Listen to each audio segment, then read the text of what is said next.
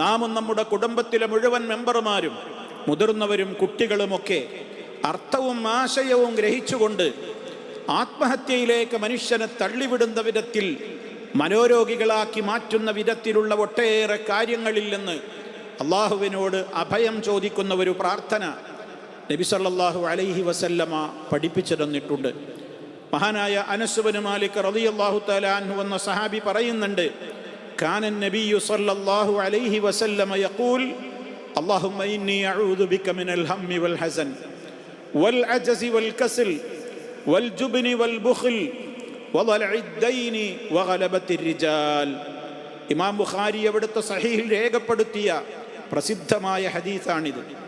നോക്കണം, നമ്മൾ മനുഷ്യനെ ആത്മഹത്യയിലേക്ക് നയിക്കുന്ന കാരണങ്ങളിൽ ഏതാണ്ട് എല്ലാ കാരണങ്ങളും ഈ ഒരൊറ്റ പ്രാർത്ഥനയിലൂടെ അങ്ങനെ സംഭവിക്കരുതേ എന്ന് അള്ളാഹുവിനോട് അഭയം ചോദിക്കുന്ന വിധത്തിലാണ് ഈ പ്രാർത്ഥന ക്രമീകരിച്ച് നബി സല്ലല്ലാഹു അലൈഹി വസല്ലമ നമുക്ക് പഠിപ്പിച്ചു തന്നിട്ടുള്ളത്. 8 കാര്യങ്ങളിൽ നിന്ന് അള്ളാഹുവിനോട് ഇവിടെ കാവൽ ചോദിക്കുകയാണ്.